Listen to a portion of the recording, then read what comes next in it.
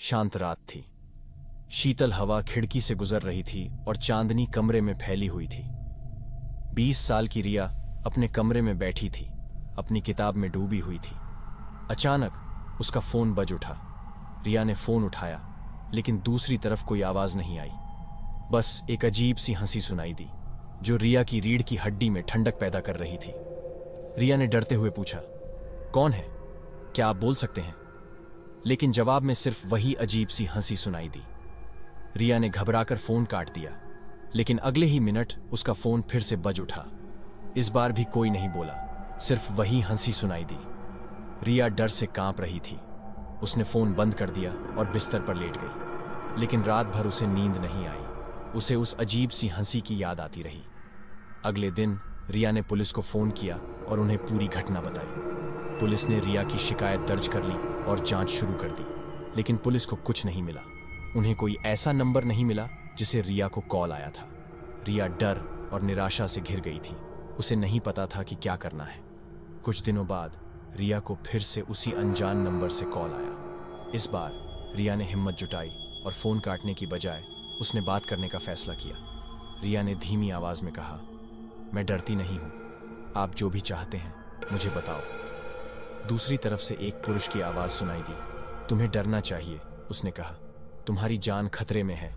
रिया घबरा गई। कौन हो तुम और तुम्हें मुझसे क्या मतलब है? उसने पूछा, लेकिन पुरुष ने जवाब नहीं दिया। उसने फोन काट दिया। रिया अब और भी ज्यादा डरी हुई थी। उसे नहीं पता था कि क्या करना है।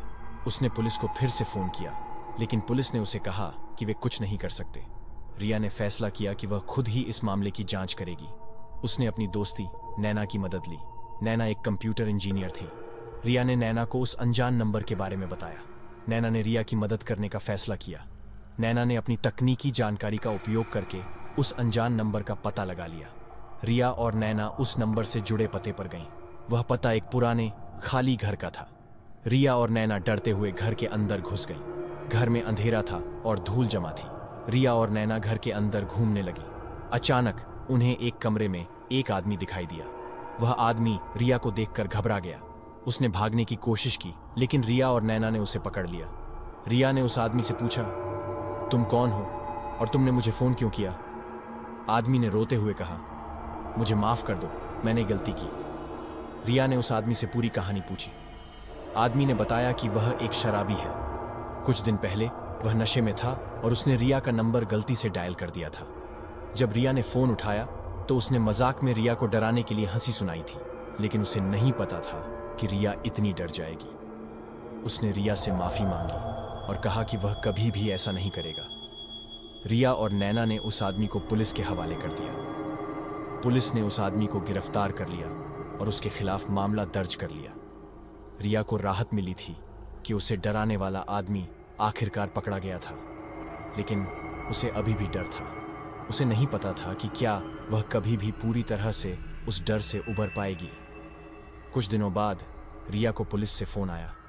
पुलिस ने रिया को बताया कि उन्होंने उस आदमी के घर से एक डायरी बरामद की है। उस डायरी में उस आदमी ने कई महिलाओं के नाम और फोन नंबर लिखे थे। पुलिस ने रिया को बताया कि वे उन महिलाओं से संपर्क करेंगे और उन्हें चेतावनी देंगे। रिया ने पुलिस का धन्यवाद किया। रिया को पता था कि वह कभी भी उस रात को नहीं भूल पाएगी, लेकिन उसे खुशी थी कि उसने हिम्मत नहीं हारी और खुद ही इस मामले की जांच की। कुछ महीनों बाद रिया अपनी जिंदगी में वापस आ गई थी। उसने उस डरावने अनुभव को पीछे छोड़ दिया था और अब वह आगे बढ़ रही थी। रिया ने अपनी नौकरी बदल ली थी और अब वह एक नए शहर में रह रही थी। उसने नए दोस्त बनाए थे और एक नया जीवन शुरू किया था। रिया को पता था कि वह कभी भी पूरी तरह से उस डर से नहीं उबर पाएगी, लेकिन उसने फैसला किया था कि वह उस डर को अपनी जिंदगी पर हावी नहीं होने देगी।